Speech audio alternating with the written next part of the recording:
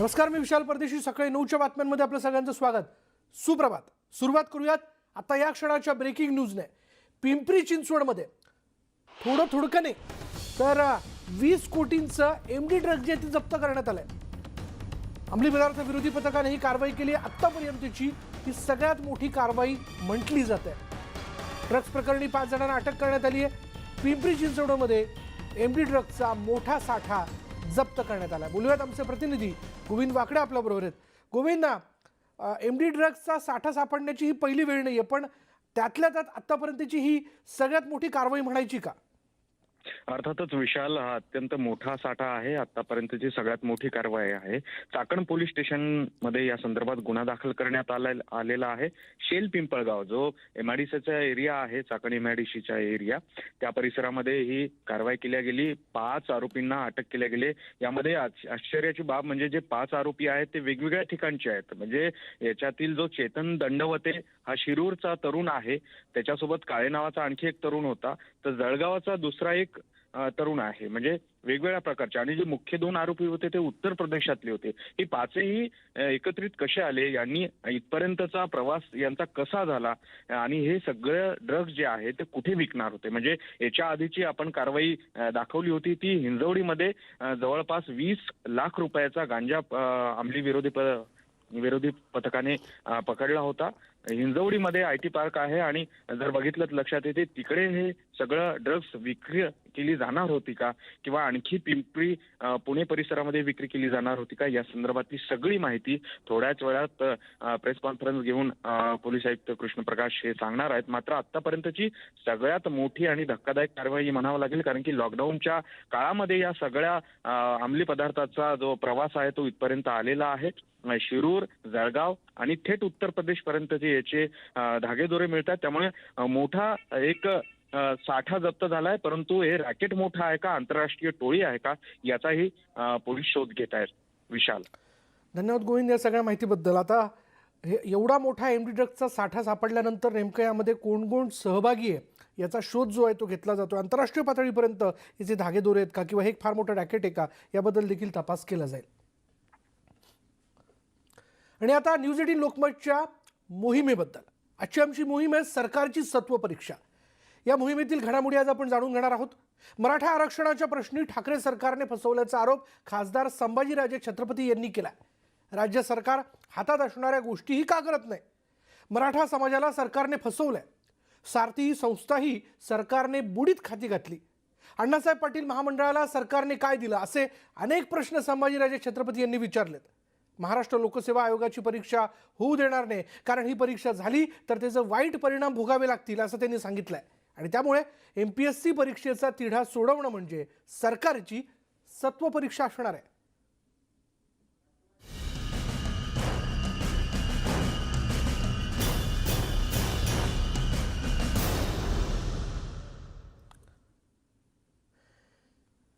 बातमी मराठा आरक्षणावरून उद्भवलेल्या नव्या वादाची, ज्याने आपण सुरुवात करतो या मोहिमेमध्ये. मराठा आरक्षण मिळेपर्यंत MPSCची परीक्षा रद्द करण्याची मागणी मराठा नेते आणि विद्यार्थ्यांनी लावून धरली आहे.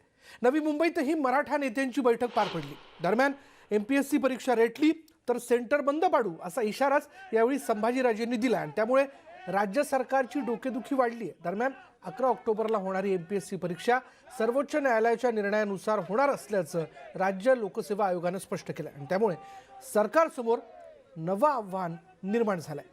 MPSC परीक्षेचं नेमकं काय होणार हा प्रश्न यामुळे निर्माण झालाय.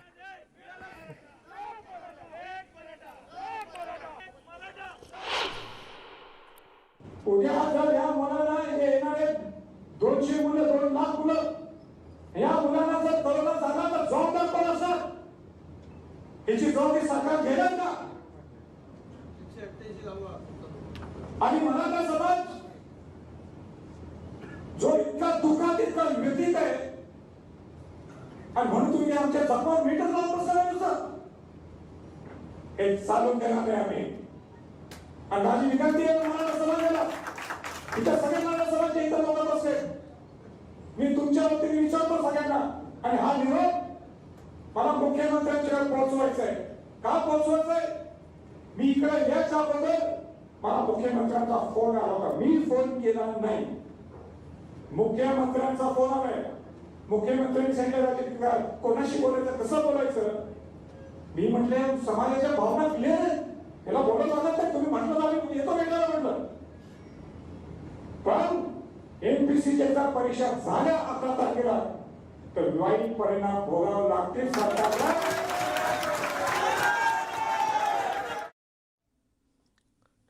आणि याचबद्दल आपण बोलणार आहोत. आपल्याबरोबर पुण्यावरून आमचे प्रतिनिधी अद्वैत मेहता आपल्यासोबत आहेत. अद्वैत, यात कोणाचंही दुमत नाही, मराठा समाजाला आरक्षण मिळालंच पाहिजे, त्या संदर्भातलं आंदोलन ते करतायत आणि आत्तापर्यंत अत्यंत संयमाने हे आंदोलन पार पडलंय. पण MPSCची परीक्षा रेटल्यास MPSC सेंटर बंद पाडू, या सगळ्याच्यामध्ये ज्या इतर विद्यार्थ्यांनी किंवा खुल्या प्रवर्गातील विद्यार्थी असतील ज्यांनी अभ्यास केला या परीक्षेसाठी, यांना का वेठीस धरायचं, हा देखील एक प्रश्न उपस्थित होतोय. पण नेमक्या काय भावना व्यक्त होत आहेत? पहिल्या टप्प्यामध्ये आपण आता ही परीक्षा का होऊ नये हे दाखवूयात. एक विद्यार्थी आहे आपल्यासोबत आणि त्यांनाही असं वाटतंय. तुम्हाला असं का वाटतंय की ही MPSC परीक्षा पुढे ढकलावी? काही असं म्हणतात की परीक्षा घ्या पण निकाल राखून ठेवा. तुमचं काय म्हणणं? महत्त्वाचं म्हणजे MPSCची 11 ऑक्टोबरला होणारी जी परीक्षा आहे, ही परीक्षा पुढं गेली पाहिजे. याचे मुख्यतः 2-3 कारण आहेत. याचं सगळ्यात महत्त्वाचं कारण हे आहे की SCBCच्या अंतर्गत तुम्ही मराठ्यांना आरक्षण दिलेलं आहे आणि MPSCची ही जी काही जाहिरात आहे, या जाहिरातीमध्ये SCBCला आरक्षण देण्यात आलेलं आहे.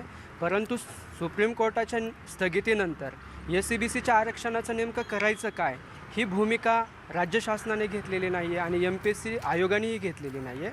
त्याच्यामुळं एकूण मराठा तरुण हे अत्यंत संभ्रम अवस्थेत आहे, गोंधळलेल्या अवस्थेत आहेत की नेमकं आम्हाला SCBCच्या अंतर्गत ग्राह्य धरलं जाणार आहे का EWSच्या अंतर्गत ग्राह्य धरलं जाणार आहे? हा तेच आहे. पण मला सांगा की ज्या विद्यार्थ्यांनी तयारी केलेली आहे, वर्षानुवर्षी एकतर MPSC परीक्षा होत नाही, झाल्यानंतर निकाल लागत नाहीत, ते पण सगळे भरडले जात आहेत. न्यायालयामध्ये हे आहे, सरकारसमोर पेच आहे. मराठा क्रांती मोर्चाने असं म्हटलं की याचे वाईट परिणाम बघावे लागतील जर परीक्षा रेटली तर. असं का?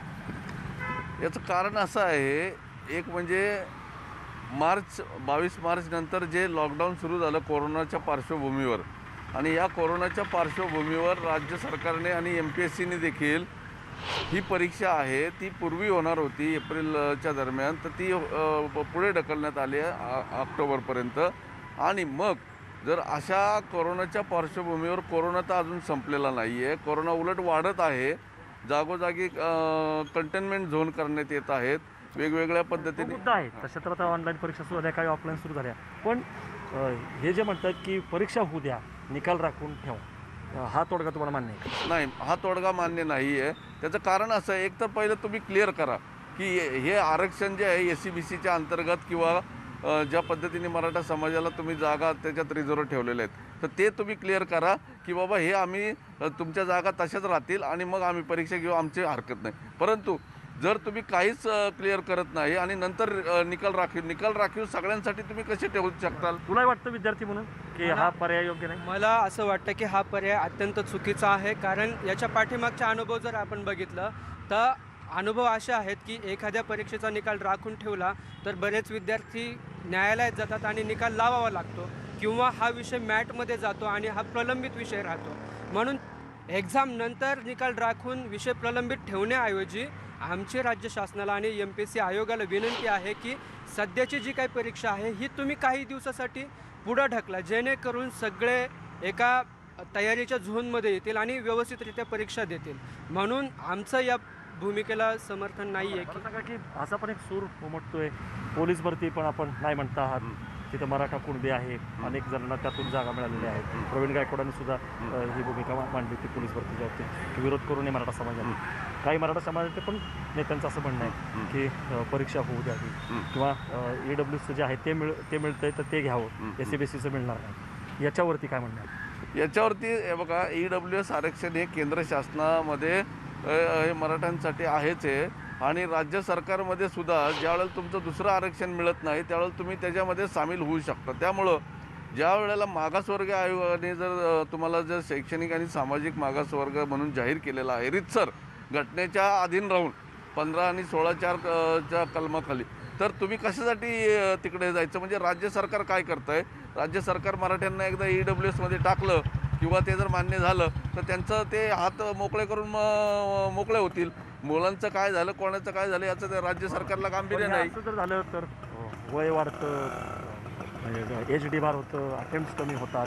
विद्यार्थी म्हणून शेवटी या सगळ्या राजकारणाच्या साठमारीमध्ये तुमच्या वाट्याला नुकसानच येतं. मुळात कसं आहे की जी ओपनसाठी जी वयोमर्यादा आहे ती 38 आहे आणि बाकीच्यांसाठी 43-45 अशा पद्धतीने वयोमर्यादा आहे. जर परीक्षा पुढं ढकलली आणि कोणाचं जर नुकसान होत असेल तर आमच्या राज्य शासनाला ही पण विद्यार्थी म्हणून विनंती आहे की जर एखाद्या विद्यार्थ्याचं ज्याने परीक्षेचा फॉर्म भरलेला आहे आणि परीक्षा पुढे गेल्यामुळे नुकसान होतं तर कृपया राज्य शासनाने या सगळ्या विद्यार्थ्यांचा विचार करून जेवढ्या कालावधीसाठी परीक्षा आपण पुढे ढकलणार आहोत तेवढ्या कालावधीसाठी या सर्व एजबार होणाऱ्या विद्यार्थ्यांना रिलॅक्सेशन देण्यात यावं. हा त्याचा अत्यंत सोपा आणि चांगला उपाय आहे. तर काय होणार आहे 11 मार्चला, 11 ऑक्टोबरला काय होणार आहे अवघ्या 2 दिवसावरती? कारण सगळी तयारी पूर्ण झालेली आहे. अगदी उत्तरपत्रिकेची झेरॉक्स पण मिळणार आहे असं जाहीर केलेलं आहे. होणार आहे की नाही परीक्षा? आंदोलन जे असणार आहे ते शांततेने विरोध असणार आहे का काय? एक बघा, UPSCची आत्ता परीक्षा झाली. UPSCच्या परीक्षेला किती विद्यार्थी हजर होते? सरकारला आमची विनंती आहे त्याच्यामध्ये आणि इशारा पण आहे की बाबा जर त्याच्यामध्ये 40-45-50% जर लोक उपस्थित राहत असतील तर तुम्ही परत खेळ खंडोबा का मांडताय आणि विद्यार्थ्यांचे जीव धोक्यात घालून तुम्ही परीक्षा का घेताय? मुळातच जागा आहेत 200 जागामध्ये. आत्ता सरकार जे करतं आहे त्याच्यामध्ये 50% सरकारी कार्यालयामध्ये उपस्थिती आहे आणि असं असताना तुम्ही या 200 जागांवरती सरकार काय लढणार आहे, काय नक्की करणार आहे? जर होऊ द्या ना, 6 महिने अजून वेळ झाला, बिघडलं कुठं? काही बिघडत नाही ना. आणि 11 ऑक्टोबरला काय होईल हे नाही सांगता येत. कारण कालच्या मिटिंगला मुंबईला जे राज्यातून अख्ख्या सर्व जिल्ह्यातून प्रतिनिधी ते आले होते, 1-2 जिल्हे सोडले तर लांबचे, नाहीतर सगळ्यांचं म्हणणं हेच आहे की 100% ही परीक्षा झाली नाहीच पाहिजे आणि आम्ही ती होऊ देणार नाही. ओके, आपण बघतोय की तीव्र भावना आहेत, गुंतागुंत आहे. आपण जसं म्हटलं की सत्व परीक्षा, बरोबर शब्द वापरला आपण. सरकारची खरोखर सत्व परीक्षा आहे, ती कसा तोडगा काढायचा? आणि हा प्रश्न खरं तर मुख्यमंत्र्यांच्या वतीने, सरकारच्या वतीने कोणीतरी प्रतिनिधी पुढे येऊन किंवा खुद्द मुख्यमंत्र्यांनी पुढे येऊन खरं तर चर्चा करून हा प्रश्न त्यांना सोडवावा लागणार आहे असं देखील कळतंय की आज संभाजीराजे छत्रपती यांना फोन करून मुख्यमंत्र्यांनी या विषयाला घेऊन चर्चेकरता बोलवलेलं आहे. हे एक महत्त्वाचं अपडेट देखील या सगळ्या विषयात आहे. अधिक बोलणार आहोत, पण वेळ झाली का ब्रेकची. ब्रेकनंतर या मोहिमेबद्दलची माहिती आणि त्याबद्दलच्या घडामोडी अशाच पद्धतीने आपण जाणून घेणार आहोत. घेऊयात एक ब्रेक. पहा फक्त न्यूज 18 लोकमत.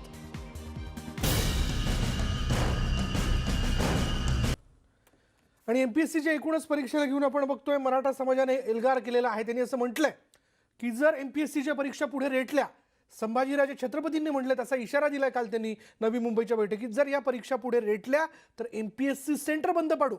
विद्यार्थ्यांची मागणी आहे की MPSC परीक्षा पुढे ढकला. कोरोनाचं कारण देखील या सगळ्या परिस्थितीमध्ये पुढे केलं जात आहे.